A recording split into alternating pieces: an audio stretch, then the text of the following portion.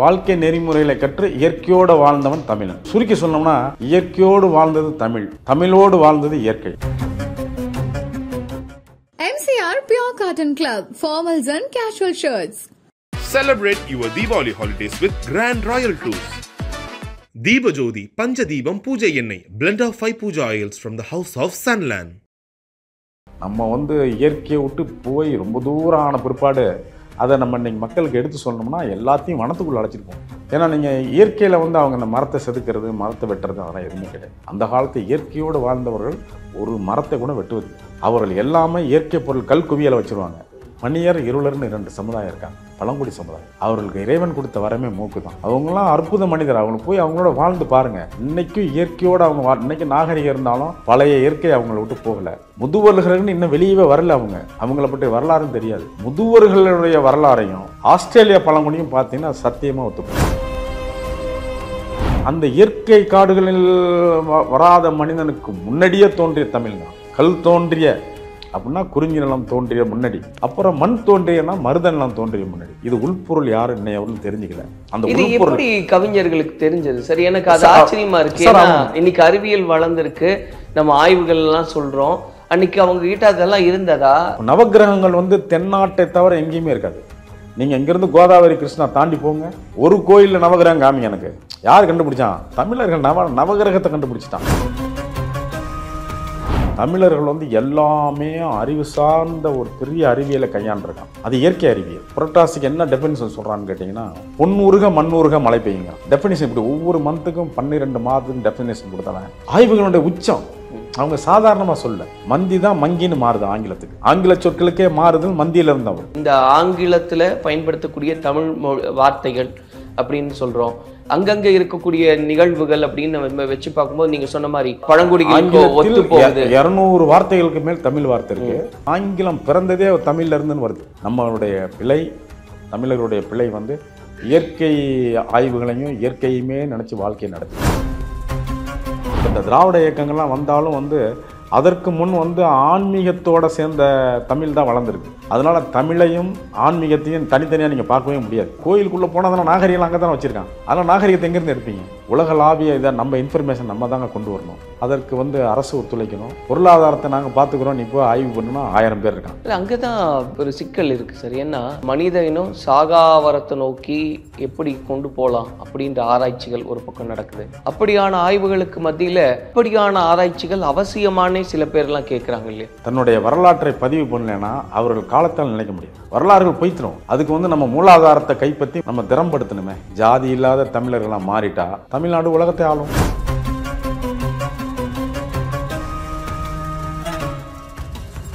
இப்போ நம்ம இதெல்லாம் பேசும்போது சார், கல் தோன்றி மண் தோன்றா காலத்தே கையில் வாளோடு முன் தோன்றிய மூத்த குடி எங்கள் தமிழ் குடி அப்படின்றதே நம்ம சொல்லிக்கிட்டே இருக்கோம்.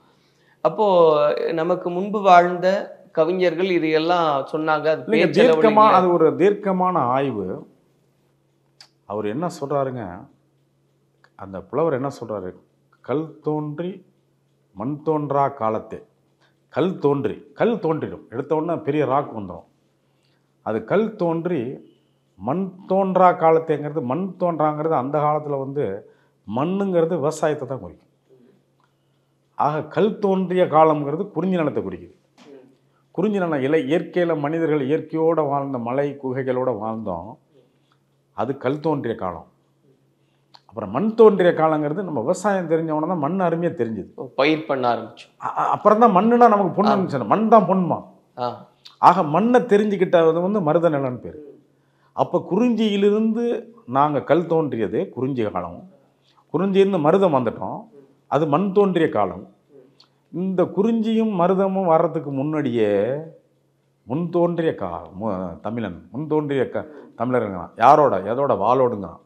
அப்போ வாள் அந்த காலத்தில் உங்களுக்கு பழைய நாகரிகத்தில் எங்கேயும் வெளியே போனாங்கன்னா ஒரு கம்யூனிட்டி, ஒரு குடும்பம், ஒரு தனிப்பட்ட முறை அன்றைக்கி போக மாட்டாங்க. ஆதியில் வனத்தில் தான் இருந்தோம். வனவிலங்குகள் நமக்கு ஈக்குவலாக எல்லாம் புலி, கரடி, வேங்கை அழிஞ்சு போச்சு. ஒரு இனம் அழிஞ்சு போச்சு. வடவேங்கடம்ங்கிறாங்க இல்லைங்களா? வடவேங்கடம்ங்கிறது வேங்கை தங்கியிருந்த இடம் தான் வடவேங்கிடம். வடவேங்கிடம் தான் திருப்பதின்னு மாறுது. அதுக்கு ஒரிஜினல் பேர் வந்து உங்களுக்கு வடவேங்கடம். வடவேங்கடமும் குமரியும் மேலைக்கடலும் கீழைக்கடலும் தான் தமிழரனுடைய எல்லைங்கிறான். அதனால் தமிழ் கூறும் நல்லுலகம் வந்து வடவேங்கடமும் தென்குமரியும், அதே மாதிரி குடகும் வங்கமும், அது இதுக்குள்ள தான் அவங்களுடைய இது. அதனால் அந்த வடவேங்கடம் வந்து வேங்கை இருந்தனால அந்த வேங்கை அழிஞ்சு போச்சு, புலிகள் இருந்தது. ஆக பழைய காலத்தில் வந்து வெறும் விலங்குகளோடு வாழ்ந்த மனிதனுக்கு பாதுகாப்புக்கு பகல் நேரத்தில் வந்து உங்களுக்கு வாளும் அம்பும் ஈட்டி இருந்தால் போதும். பகல் நேரத்தில் ட்ராவல் பண்ண, இரவு நேரத்தில் ட்ராவல் பண்ண அதோடு பறையும் பந்தமும் தேவை. பறைங்கிறது ஒரு பெரிய பெரிய பறையை அடிச்சுட்டு போனால் டம் டம்னு அடிக்கும் போது அதிர்வுகளில் மிருகங்கள் ஒதுங்கும். பந்தம் வந்து இருட்டில் பாம்பு பள்ளி பூச்சி இல்லாமல் இருக்க பாதையில், ஒத்தடி பாதையில் வனத்தில் தானே போகிறோம். இன்றைக்கி அதெல்லாம் தெரியாது மக்களுக்கு. இன்றைக்கி highways, road, high electricity line, எல்லா இடத்துலையும் லைட்டு, இந்த நாகரிகம் ஒரு நம்ம வந்து இயற்கையை விட்டு போய் ரொம்ப தூரம் ஆன பிற்பாடு அதை நம்ம இன்றைக்கி மக்களுக்கு எடுத்து சொல்லணும்னா எல்லாத்தையும் வனத்துக்குள்ளே அழைச்சிட்டு போகணும். வந்து நீங்கள் உண்மைதான் சார். ஏன்னா இப்போ சமீபத்தில் தமிழ்நாடு அரசினுடைய அந்த ட்ரெக்கிங்காக ஒரு இடத்துக்கு போனோம். அப்போ அவங்க என்னை கூட்டிகிட்டு போகும்போது அந்த மலையில் ஏறும்போது ஒரு மரம் இருந்தது. அந்த மரத்தில் ஒரு பொந்தில் ஒரு சின்ன கல்லை எடுத்து வச்சுருக்காங்க. ரொம்ப வருஷமாக ஆமாம் என்னுடைய முன்னோர்கள்லாம் பயன்படுத்தினாங்கன்னு சொல்லி காமிக்கிறாங்க. அது எதுக்குன்னா அந்த பாதையில் நடந்து வரும்போது அந்த கல்லை எடுத்து அந்த மரத்தில் ஒரு குறிப்பிட்ட இடத்துல தட்டுறாங்க. அந்த ஒலி கேட்டால் எந்த விலங்குகளும் வராது. பாதுகாப்புக்கு ஒரு ஏற்பாடு, பாதுகாப்பு இல்லாமங்க அந்த கல் வச்சுட்டா தடம் போகிற தடம். ஆமாம், பெரியவங்க இந்த வழியில் தான் போயிருக்காங்க அப்படின்னு சொல்லிங்க. தடத்துக்கு பொருள் அங்கங்கே கல் குவியல்கள் அந்த காலத்தில் வந்து அடையாளம் வைப்பாங்க. கல் குவிகள்லாம் வச்சு ஏன்னா நீங்கள் இயற்கையில் வந்து அவங்க அந்த மரத்தை செதுக்கிறது, மரத்தை வெட்டுறது அதெல்லாம் எதுவுமே கிடையாது. அந்த காலத்து இயற்கையோடு வாழ்ந்தவர்கள் ஒரு மரத்தை கூட வெட்டுவதில்லை. அவர்கள் எல்லாமே இயற்கை பொருள் கல் குவியலை வச்சுருவாங்க. அந்த நானும் வனத்துறையில் ஒரு 30 ஆண்டுகள் வேலை செஞ்சேன். அதனால் கல் குவியல்கள். அதே மாதிரி உங்களுக்கு இந்த இடத்துல வந்து அந்த பனியர் இருளர்னு 2 சமுதாயம் இருக்காங்க, பழங்குடி சமுதாயம். அவர்களுக்கு இறைவன் கொடுத்த வரமே மூக்கு தான். இந்த இடத்துல வந்து ஐயா யானை வருது, இந்த இடத்துல புலி நடமாட்டம் இருக்குது டக்குன்னு சொல்லுவாங்க. இருளர்கள்லாம் அவங்களாம் அற்புத மனிதர். அவங்க போய் அவங்களோட வாழ்ந்து பாருங்க. அந்த இயற்கை அறிவு எவ்வளவு வச்சு அந்த நகர்வழியாக எல்லாவற்றையுங்க 10 நிமிடம் கொஞ்சம் யானை போகுது, இப்போ வேண்டாம், கொஞ்ச நேரம் நின்று போகலாம் அப்படி சொல்லுவாருங்க. அப்படி போய் மேலே இருந்து பார்த்தா அந்த யானை கீழே போயிட்டு இருக்கும். அடாடா, நான் சொன்னது உண்மைங்க. இருளர்கள், பணியர்கள் இவருடைய இன்னைக்கும் இயற்கையோடு அவங்க இன்னைக்கு நாகரிகம் இருந்தாலும் பழைய இயற்கை அவங்கள விட்டு போகலை. முதுவர்கள்னு ஒருத்தர் இருக்காங்க, இதில் அவங்களுக்கு முதுமலையில் இருக்காங்க. முதுவர்கள்னு இன்னும் வெளியவே வரல. அவங்கள பற்றி வரலாறும் தெரியாது. முதுவர்களுடைய வரலாறையும் ஆஸ்திரேலியா பழங்குடியும் பார்த்தீங்கன்னா சத்தியமாக ஒத்துப்போம், என்னுடைய நம்பிக்கை. ஏன்னா நான் 2 பேரையும் அவங்கள பார்த்துட்டேன். ஆஸ்திரேலியா போகணுன்னு பார்க்குறேன், அந்த பழங்குடியினை நான் பார்க்கல. முதுவர்கள் பார்த்தா ஆஸ்திரேலியாவில் வந்து நான் அவங்களுடைய ஆய்வாளர்களுடைய ஃபோட்டோகிராஃபி வீடியோ எல்லாம் பார்த்துருக்கேன். அந்த பவுலர் அண்ட் கிளார்கன்சன் அவங்க ஆய்வு, ஆஸ்திரேலிய அறிஞர்களுடைய அவங்களுடைய ஆய்வு, அவங்களுடைய புகைப்படங்கள் அதெல்லாம் பார்த்தா எனக்கு அப்படியே நெத்தி நேராக தட்டினது முதுவர்கள் தான். அந்த முதுவர்கள்ங்கிறது வந்து அந்த முதுமலை பகுதி அப்படியே மேற்கு தொடர்ச்சி மலையில் கொஞ்சம் அந்த மலையாள நாடு வரலும் கொஞ்சம் தூரம் தான் முதுவர்கள் இருக்காங்க. அது பேரே முதுவர்கள். அப்புறம் குறவர்னா அறிவு உள்ளவன்னு அர்த்தம். நீங்கள் சமய குறவர்னு சொல்கிறோம்ல, இவங்களுக்கு மட்டும் 4 சமய குறவர்கள், மலையில் உள்ளவன மலை குறவர்கள்னு ஏன் சொல்கிறோம்? அறிவுஜீவிகள்ங்க. மலையில் பின்னாளில் வந்து ஆரிய நாகரிகம் வந்தவொன்னே அவங்களாம் மலையில் ஒளிஞ்சு வாழ்ந்தவங்க. வேண்டாம் இவங்களே வேணாம் அப்படின்னு போய் காலகாலமாக வந்து அறிவு உள்ளவங்களாம் போய் அப்புறம் 1 வருஷம் 100 வருஷம் 1000 வருஷம் எல்லாம் ட்ரைபல்ஸ்னு பேர் வாங்கிட்டாங்க, மலை மக்கள்னு. பட் அவர்களுக்கு உள்ளார வந்து ஒரு பெரிய நாகரிகம் இருக்குது, தோண்டணும். அது நீங்கள் டிஎன்ஏ வச்சு தான் தோண்ட முடியும், நேரடியாக இன்னும் எப்படி தோண்ட முடியும்? அவருடைய டிஎன்ஏ ஆய்வு, முதுவர்களுடைய டிஎன்ஏ ஆய்வையும் ஆஸ்திரேலியா ஆய்வையும் கொண்டு போனீங்கன்னா நாளைக்கு செஞ்சாங்கன்னா ஒரு ஆன்சர் வந்துடும். நாளைக்கு முதுவர்களுக்கு டிஎன்ஏ எடுக்க சொல்லுங்கள். ஆஸ்திரேலியாவில் ஏற்கனவே பண்ணிட்டாங்க. ஆஸ்திரேலியா உள்ளவங்க அதான் எதிர்ப்பு சொல்கிறாங்க. நீ ஏன் 42,000 வருஷம் திராவிடரோட ஒத்து போகுதுன்னு சொல்கிற? அவங்கள்ட்ட ஒரு ஆய்வும் இல்லையே. when there is a deficit, genetic deficit, genome test deficit, அதாவது பரிணாம வளர்ச்சியினுடைய பங்களிப்பு பற்றாக்குறை, அது அங்கே இருக்கும்போது நீ பேச எதுக்காவது அப்படிங்கிறாங்க. ஆக எதிர்காலத்துக்கு இங்கே எதிர்வினை சொல்லணும். நீங்கள் சொல்கிற டிஎன்ஏ உண்மை தான், நாங்களும் அதே எடுத்துட்டோம், எங்களுக்கும் அந்த 42,000 45,000 வருஷம் மேட்ச் ஆகுது.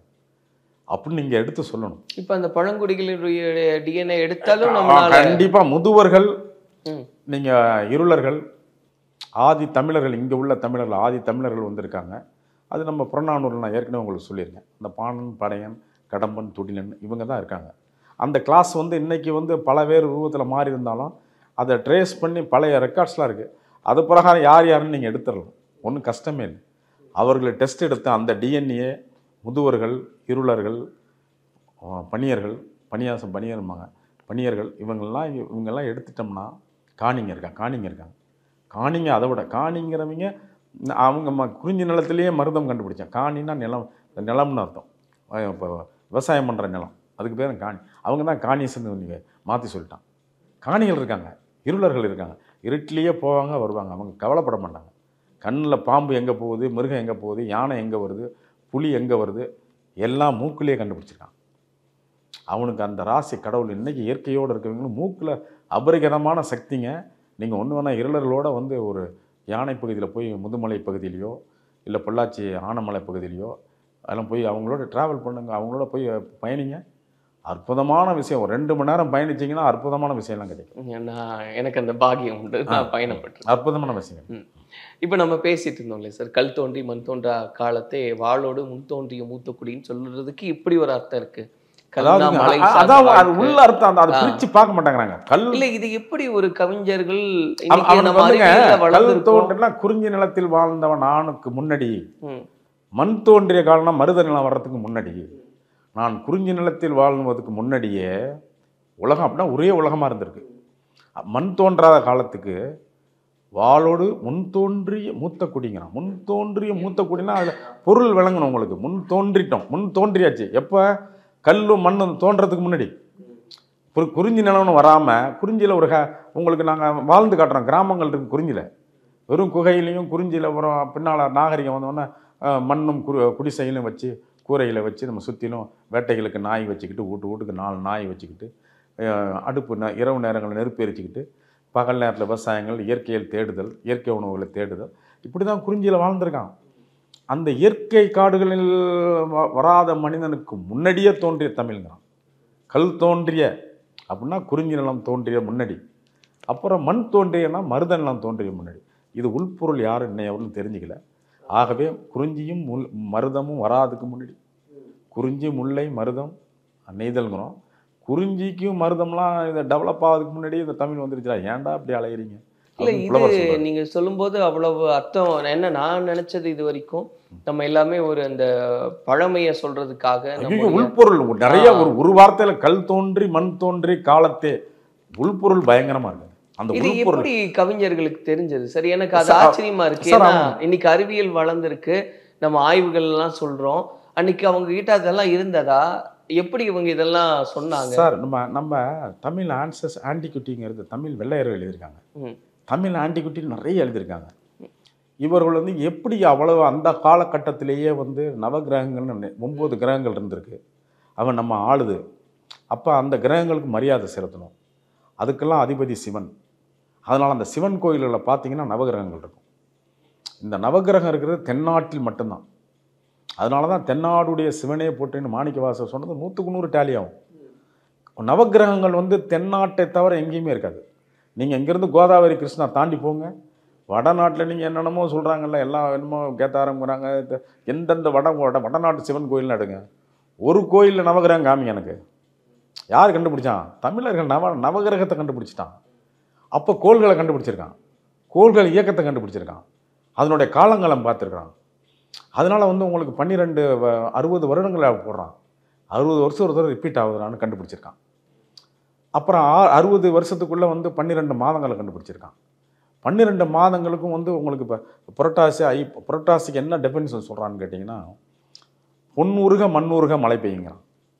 புரட்டாசி ஐப்பசிக்கு அவன் எழுதியிருக்கிறது சங்க காலத்தில் பொன்னுருக மண்ணுருகங்கிறான். அப்படின்னா என்ன மீனிங்? பொன் உருகன்னா டெம்பரேச்சர் அவ்வளோ இருக்குங்கிறான்.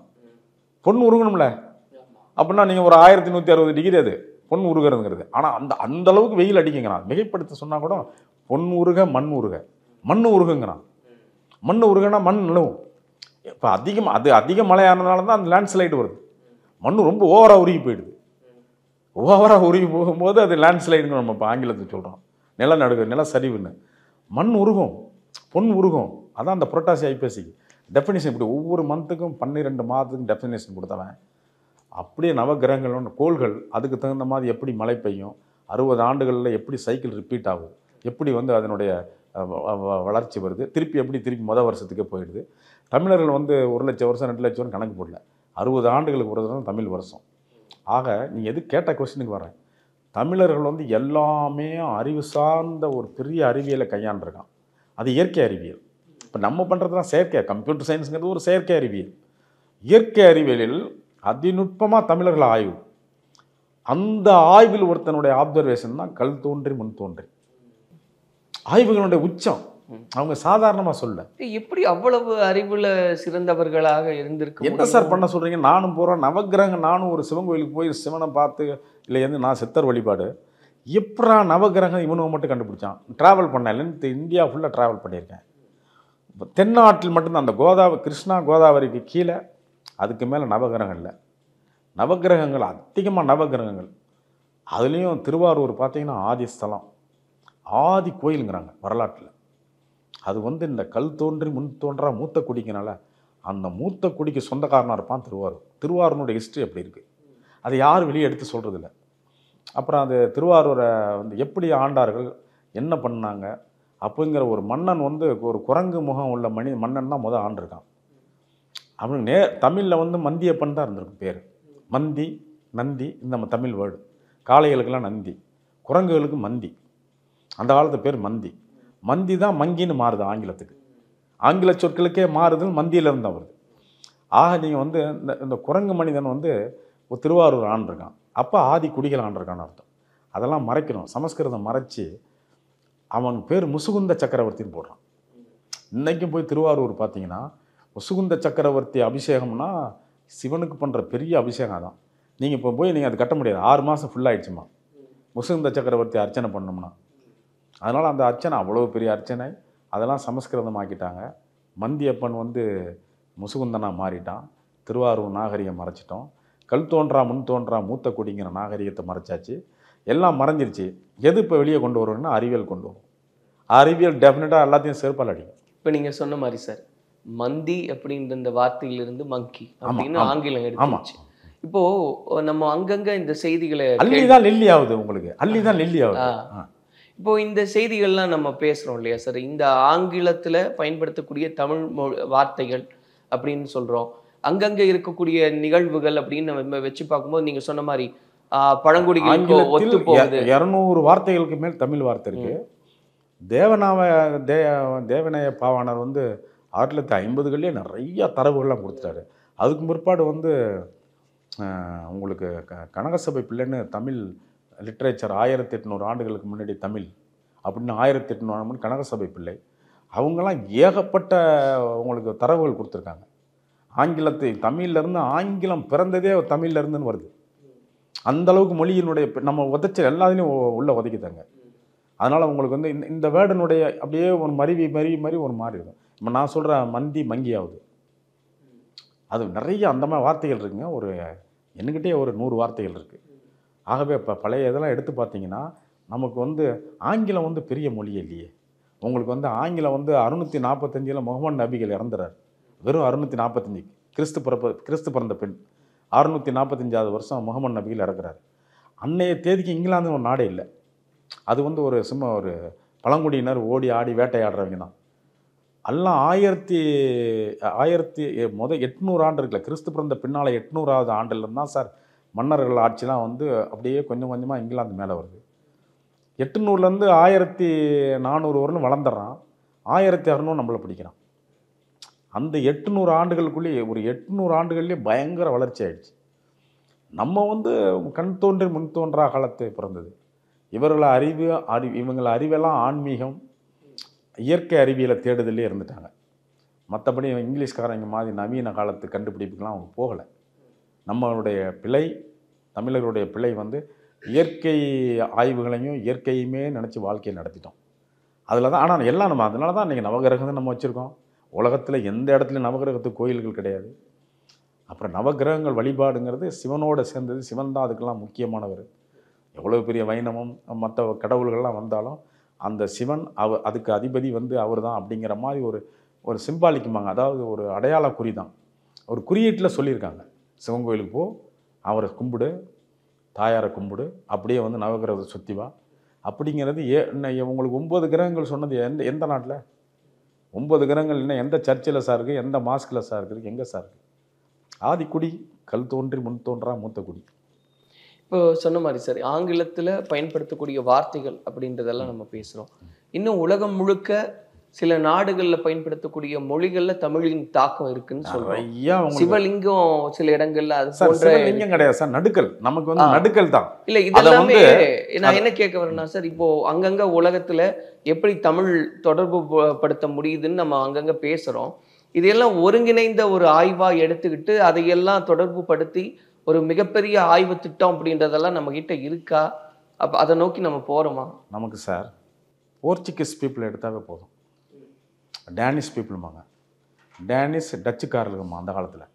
அதனால இந்த போர்ச்சுகீசர்கள், நார்வே, நெதர்லாந்துக்காரவங்க, இவங்க ஸ்கிரிப்டு, இங்கிலாந்தில் உள்ள பின்னால் வந்தது, ஜெர்மனியில் ஓலை சுவடிகள், லிஸ்பனில் உள்ள ஓலை சுவடிகள், ஏகப்படத்தில் இருக்குது. எல்லாத்தையும் நீங்கள் சொன்ன இன்டகிரேட்டட் ஒருங்கிணைப்பு, இதை ஒருங்கிணைத்து உலகளாவிய நாகரிகம் எல்லாரும் இன்னும் நீ மெசபடோமிய நாகரிகம் தனியாக பேசக்கூடாது, கிரீக் நாகரிகம் தனியாக பேசக்கூடாது, இஜிப்தியன் நாகரிகம் பேசக்கூடாது, இண்டோ சைனா நாகரிகம்லாம் பேசக்கூடாது.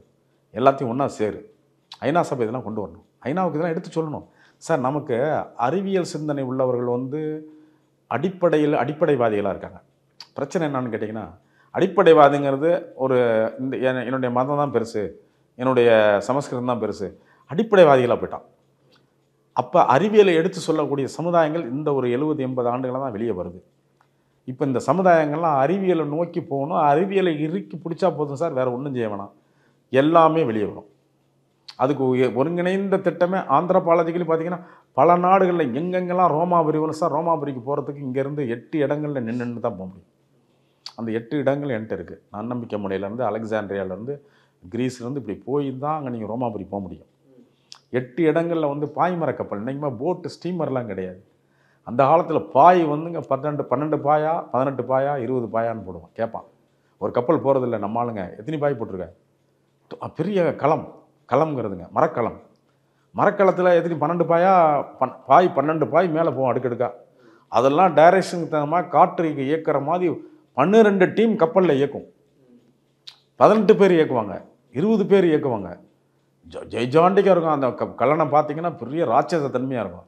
அதெல்லாம் சோழர்கள் காலத்தில் வந்து தான் சார் வந்து கம்போடியா, கம்போடியா, இந்தாண்ட ரோமாபுரி, அகஸ்டஸ்ஸு, இவர் நம்ம சாலமன், பைபிளில் வர சாலமனுக்கு அவருக்கு போய் எல்லாம் இது கொடுத்துருக்காங்களே, முத்தும் பவளமும் கொடுத்துருக்காங்களே. ஆக வந்து நாகரிகத்தின் உச்சம். இதை பெருமையை ஏற்படுத்த நம்மக்கிட்ட இப்போ வந்து தமிழ் அறிஞர்கள் கம்மி. தமிழினுடைய தொன்மையை சேர்ந்து கொடுத்து சொல்லணுமே சார், எடுத்து சொல்லணுமே, ஐநாவில் அழுத்தி பேசணும், உலகம் பூரா பேசணும். தமிழ் சமுதாயம், தமிழ் சங்கங்கள்லாம் உலகத்திற்கு ஒருங்கிணைக்கிறது இல்லை. எல்லாரோடையும் உங்களுக்கு கூட்டு பரிமாணம் வேணும், கூட்டு பரிமாறுதல் வேணும். என்கிட்ட நான் வந்து அறிவியல் ரீதியானவன், ஆனால் வந்து தேடல்கள் ஓவராக போய் தமிழ் தொன்மையை தேடிக்கிட்டே கிடக்கிறேன். அது எனக்கு ஒரு பைத்தியம், நமக்கு ஒரு சரக்கு அடிக்கிற மாதிரி தமிழ் தொன்மையை படிக்கிறது. அதனால் இதெல்லாம் நான் உங்களுக்கு எடுத்து சொல்கிறேன், மக்களுக்கு சொல்லுங்கள். இப்போ நான் பேசும்போது சிவலிங்கம் அப்படின்னு, ஏன்னா அங்கங்கே கிடைக்கக்கூடிய காட்சிகளை இதெல்லாம் வச்சு பார்க்கும்போது நம்மளை தொடர்பு படுத்த முடியுது. ஆனால் நடுக்கல் அப்படின்றது தான் நம்முடையது அப்படின்னா அதை பற்றி சொல்லுங்கள் சார். நம்ம வந்து லிங்க வழிபாடுங்கிறது நமக்கு பின்னால் வந்தது. நம்ம லிங்க வழிபாடு வந்து ஆரியல் வந்து ஆண்குறி, அங்கே வந்து ரொம்ப இப்போ அந்த காலகட்டங்களில் அவர்கள் ஆண்குறியை வழிபட்டதுக்கு காரணம் வடக்க. அங்கே இப்போ நீங்கள் இப்போ இதெல்லாம் பாண்டவர்கள்லாம் பார்ப்பீங்க, பஞ்ச பாண்டவர்கள். இப்போ கதை கேட்குறோம், 5 பேருக்கு ஒரு மனைவி. காரணம் அதெல்லாம் உண்மை, அது பொய் இல்லை. என்னன்னு கேட்டிங்கன்னா, அன்றைக்கி மேல் ஃபீமேல் ரேஷியோங்கிறது ஆண் பெண்ணுடைய சதவீதம் கம்மியாக இருந்தது. 100 ஆண்கள் இருந்தாங்கன்னா 10 பெண்கள் இருந்தாங்க. அதெல்லாம் போர்லேயும் அதுலேயும் இயற்கை சேதங்களையும் அடிப்பட்டு ஆண்கள் கம்மியானதுனால இறைவனை வேண்டி அதை ஆண்குறியை வந்து சாமியாக நினச்சி நிறைய இன்னும் வந்து விருத்தி அம்சம் பண்ணணும் சாமி அப்படின்னு அவங்க கொண்டு வந்து சமஸ்கிருத ஆரியர்கள் தான் லிங்க வழிபாடு. நல்லா புரிஞ்சுக்கணும், தமிழர்கள் நம்மளை புரிஞ்சிக்கலைன்னா நம்ம இன்னும் தேர முடியாது. அது ஆண்குறி வழிபாடு, அவர்கள் அங்கேருந்து வருகிறார்கள். நான் இயற்கையிலேயே இங்கே வந்து நடுக்கல் நட்டு என் தேவதைகள்லாம் வந்து நீர்லேருந்து கொண்டு வந்து நீர் பாலித்து நீர்நிலைகள்லேருந்து கொண்டு வந்து வாசாமி இறங்குன்னு கூட்டி சாமியை கூப்பிட்டு கொண்டு வருவோமே. எல்லா தமிழரும் நாங்கள் கொண்டு வந்து நடுக்கல் நட்டு எந்த தெய்வத்தையும் நாங்கள் அதில் உற்பத்தி பண்ணிடுவோம். அவங்க உத்தரவுக்கிட்ட தான். அவங்க நீர்நிலையில் போய் உடுக்கடிச்சு பறை அடித்து பம்பை அடித்து சாமி வாங்க எங்கள் ஊருக்கு, நாங்கள் உங்களை இப்படி வச்சுக்கணும்னு நினைக்கிறோம், எங்கள் காப்பாற்றுங்க எங்கள் ஊரை அப்படின்னு அவர்கள் அழைச்சாந்து கொண்டு வந்து நடுக்கல்ல வச்சு ஊற்றுவாங்க. தெய்வங்கள் வந்து இருந்தது. நீதி நேர்மையோடு நம்ம ஆண்டோம். தமிழர்களுக்கு வந்து ஒரு பொய் பித்தலாட்டம் இதெல்லாம் தெரியாத ஒரு ஆதி தமிழர்கள். அவர்கள் பாணன் பறையன் கடம்பன் தொடின் அதோடு நின்றுக்கிட்டாங்க. சிவலிங்க வழிபாடுங்கிறது பின்னால் வந்து நம்ம மன்னர்களை கையில் போட்டுட்டாங்க. கோயில்கள்லாம் மாறிடுச்சு. ஏன்னா கோயில்கள் மாறி எது மாறினாலும் வந்து நம்ம நடுக்கல் இருந்த இடத்துல தான் லிங்கமாக மாறுது. நாம் போய் அதை லிங்கத்தை நான் வந்து நடுக்கல்னு நினச்சிக்குவேன். திராவிடர்கள் நடுக்கல், என்னுடைய நவகிரகங்கள், என்னுடைய கற்கள், என்னுடைய சிலைகள், என் மூதாதையர்கள் செய்து வைத்த அற்புதமான காட்சிகள் இதெல்லாம் நம்ம போய் கோயிலில் பார்க்குறோம். நாகரிகம் என்னன்னு கேட்டிங்கன்னா, இப்போ இந்த திராவிட இயக்கங்கள்லாம் வந்தாலும் வந்து அதற்கு முன் வந்து ஆன்மீகத்தோடு சேர்ந்த தமிழ் தான் வளர்ந்துருக்கு. அதனால் தமிழையும் ஆன்மீகத்தையும் தனித்தனியாக நீங்கள் பார்க்கவே முடியாது. தமிழோடு சேர்ந்தது ஆன்மீகம், ஆன்மீகத்தோடு சேர்ந்தது தமிழ். அதனால் இது ரெண்டையும் பிரிச்சுலாம் பார்த்து நம்ம வளர முடியாது. ஆன்மீகத்துக்குள்ளே உள்ளே போனால் தான், கோயிலுக்குள்ளே போனால் தானே நாகரிகம் அங்கே தானே வச்சுருக்கான். அதனால் நாகரிகத்தை எங்கேருந்து எடுப்பீங்க? மதுரை மீனாட்சி அம்மன் கோயிலுக்கு பெரிய பெரிய விஐபிலாம் போகிறாங்க. அங்கே உள்ள தூண்கள்லாம் பார்த்து அரண்டு போகிறாங்கல்ல. எல்லா ஊர்களுக்கும் போனவுடனே சிதம்பரம் போகிறாங்க, நடராஜர் கோயில். என்னடா அது கோயில் அப்படின்னு சொல்லி, அவ்வளவு மண் கல்லே இல்லாத இடத்துல அவ்வளவு கல் எங்கேருந்து கொண்டு வந்தான் அப்படின்னு ஒரு பெரிய ஆச்சரியம். சிதம்பரத்துக்கு சுற்றின மலையே இல்லை, அவ்வளோ கற்கள் எங்கேருந்து கொண்டு வந்தாலும் கொண்டு வந்து ஆச்சரியம் வரும். இது மாதிரி தமிழர்களுடைய ஆச்சரியம்னு நிறைய உள்ளே கிடக்குங்க. இளைய சமுதாயம் எல்லாம் வரணும், தெளிவு பெறணும், தமிழ் ஆய்வை இன்னும் மேற்கொள்ளணும். அரசாங்கம் எந்த அரசாங்கம் வந்தால் தமிழ் ஆய்வு பத்தாது. தமிழ் ஆய்வுகள் வந்து நிறைய கொண்டு வந்து உலக நாகரிகத்தை நீங்கள் சொன்ன மாதிரி இன்டகிரேட் பண்ணி அவங்க வரமாட்டாங்க. நம்ம இங்கேருந்து நம்ம ட்ரெயின் பண்ணி அவங்கள அனுப்பிச்சுடணும். ஒவ்வொரு நாட்டுக்கும் போர்ச்சுகீஸ் போறியா, போர்ச்சுகீஸ் கற்றுக்க. கிரீக் போறியா, கிரீக் கற்றுக்க. இங்கிலீஷ் நாடு போ, ஜெர்மனி கற்றுக்க. அங்கே போய் நம்ம நாகரிகத்தை எப்படி வச்சுருக்காங்கன்னு போய் பாரு. உலகளாவிய இதை நம்ம இன்ஃபர்மேஷன் நம்ம தாங்க கொண்டு வரணும். அதற்கு வந்து அரசு ஒத்துழைக்கணும். இளைய தலைமுறையில் நல்ல நமக்கு பொருளாதாரம் தான். பொருளாதாரத்தை நாங்கள் பார்த்துக்குறோம், நீ போய் ஆய்வு பண்ணுன்னா 1000 பேர் இருக்கான், 1000 அறிஞர்கள் இருக்காங்க. அங்கே தான் ஒரு சிக்கல் இருக்குது சார். ஏன்னா சில பேர் கேட்குறாங்க, நம்ம வந்து மனித இனம் சாகாவரத்தை நோக்கி எப்படி கொண்டு போகலாம் அப்படின்ற ஆராய்ச்சிகள் ஒரு பக்கம் நடக்குது. இன்னொன்று விண்வெளியில் நிறைய ஆய்வுகள் நடக்குது. இன்னொரு கோளை நம்ம தேடிக்கிட்டு இருக்கோம், பூமி போல மாற்ற. அப்படியான ஆய்வுகளுக்கு மத்தியில் நம்ம எங்கிருந்து வந்தோம், நம்முடைய தொன்மை என்ன, இப்படியான ஆராய்ச்சிகள் அவசியமானே சில பேர்லாம் கேட்குறாங்க இல்லையா? அது எப்படி பார்க்குறீங்க? இல்லைங்க, ஒரு இனமோ ஒரு மொழியோ தன்னுடைய வரலாறும் பேக் ட்ராக் இருக்குல்ல, ட்ராக் ரெக்கார்ட்ஸ் இருக்குல்ல, தன்னுடைய வரலாற்றை பதிவு பண்ணலைன்னா அவர்கள் காலத்தால் நினைக்க முடியாது. உனக்கு வந்து தமிழ்ங்கிறது வந்து நம்ம வந்து அடிச்சுக்கல. நான் ஒன்று கேட்குறது, நான் வந்து ஒரு உலகளாவிய இடத்துல ஒரு தென்னாடுன்னு ஒன்று இருக்குது, சவுத் இந்தியான்னு இருக்குது. அந்த சவுத் இந்தியாவில் வந்து ஒரு பியூட்டிஃபுல் லாங்குவேஜ் வச்சுருந்த ஒரு ஆண்டோர்கள் சான்றோர்கள் இருந்தாங்க அப்படின்னு ஒரு ரெக்கார்ட் பண்ணுறதுல என்ன குறை வந்துட போகுது? இல்லை, இதுக்கு இவ்வளோ செலவு பண்ணணுமா? அது அவசியமானலாம் சில பேர் தெரிஞ்சுக்கிறது. நம்மளை தெரிஞ்சுக்கணும்ல, தொன்மையை தெரிஞ்சுக்கணுமே. இல்லைன்னா உங்களுக்கு வந்து பின்னால் வரலாறில் வந்து உங்களுக்கு வந்து ஆரியர்கள் வந்து தான் இந்த நாடெலாம் தேரிச்சு அப்படின்னு ஒரு வரலாறு போகும். அப்புறம் இங்கிலீஷ்காரன் வந்து நாங்கள் போய் தான் இந்தியாவை திருத்தணும்னு அவன் ஒரு வரலாறு எழுதுவான். அதனால் வரலாறு எப்போ வேணாலும் மாறலாம். இப்போ அமெரிக்கா மூத்த நாடாக இருக்குது, பவர்ஃபுல் நாடாக இருக்குது. எல்லா நாடுகளும் நாங்கள் தான் எல்லாத்தையும் ஆண்டோன்னு வரும். வரலாறுகள் பொய்த்துரும். அதுக்கு வந்து நம்ம மூலாதாரத்தை கைப்பற்றி மூலாதாரத்தை நம்ம திறம்படுத்தணுமே. நீங்கள் மூலாதார திறம்படுதல் வேணுமே. அது இல்லைன்னா ஒரு அறிவியல்லாம் போட்டுங்க, நம்ம வேணாங்களா, அட்வான்ஸ் சயின்ஸ் நம்ம போயிட்டோம். தமிழர்கள் வந்து எதிர்காலத்தில் வந்து தமிழர்கள் வந்து இந்த மெஷின் லேர்னிங்கிற மென்பொருள் ஆளுமையில் இன்னும் சிறப்பாக போவாங்க. மென்பொருள் ஆளுமையில் எப்படி உங்களுக்கு வந்துச்சு? அந்த காலத்தில் அதை வந்து சிற்பங்கள்லேயும் என்னுடைய வாழ்க்கை நெறியிலையும் மனித நேயத்திலையும் போட்டேன். அதை நவகிரகங்கள் கண்டுபிடிக்கிறதுலையும் வருஷங்கள் காலங்கள் இதெல்லாம் கண்டுபிடிக்கல, என் ஆய்வு நின்று போச்சு. எனக்கு அதுக்கு மேலே எக்ஸ்பான்ஷன் இல்லை அன்றைய தேதிக்கு. இன்றைக்கி நமக்கு எக்ஸ்பான்ஷன் இருக்கும். நம்ம வந்து மென்பொருள் கணிப்பு, மென்பொருள் மேலாண்மையெல்லாம் நம்ம தமிழில் மிச்சமாக நிற்கிறோம். அது இன்னும் கூட போகும். நம்ம உலகத்தாரத்தில் வந்து ஒற்றுமை இங்கே வந்து ஒரே ஒரு கஷ்டம்தான் சார். ஜாதி இல்லாத தமிழர்களாக மாறிட்டா தமிழ்நாடு உலகத்தை ஆளும். எழுதிக்கிங்க, இன்றைக்கி நான் சித்தர் வாக்குது. சித்தர்கள் என்கிட்ட சொன்னது, இந்த சாதி மதம்லாம் விட்டுட்டு எல்லா பயிலும் ஒன்றா சேர்ந்தானா பயிலும் எங்கேயோ போயிடுவாயா, உலகத்தை பிடிப்பாயான்னு சொல்கிறாங்க. சித்தர் சொன்னார். சித்தர் வாக்கு இது. அதனால் சித்தர்கள் வாக்கு ஜாதி சாதி மதங்கள் எங்கிட்ட சொன்னதுன்னு சொன்னீங்க இல்லையா சார்? நான் கொல்லிமலையில் அடிக்கடி போவேன். அவருக்கு நண்பன் ஒரு நல்ல சித்தர் ஒன்று இருந்தார்.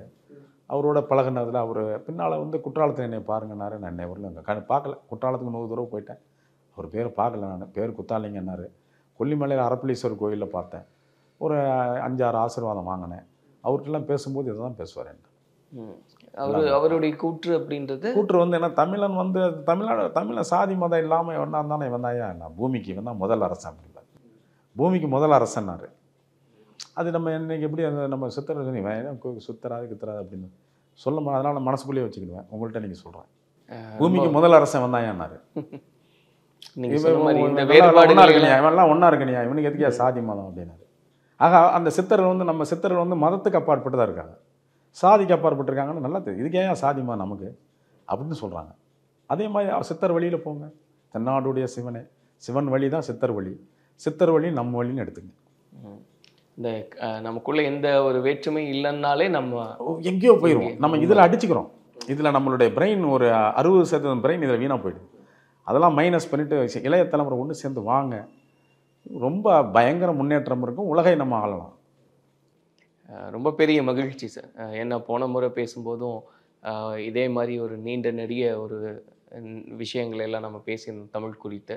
சமீபத்தில் ஒரு இளம் பேச்சாளர், தமிழ் சார்ந்து பேசக்கூடிய தாமல் கோ சரவணன் அப்படின்னு ஒரு நண்பர்கிட்ட பேசும்போது, தமிழில் எப்படி நம்ம கவிஞர்கள் அந்த விளையாட்டுக்களை எல்லாம் செஞ்சுருக்காங்க, வார்த்தை ஜாலம், வார்த்தை விளையாட்டுக்கள் அப்படின்லாம், அதெல்லாம் பேசும்போது கேட்க கேட்க அவ்வளவு இனிமையாக இருந்தது.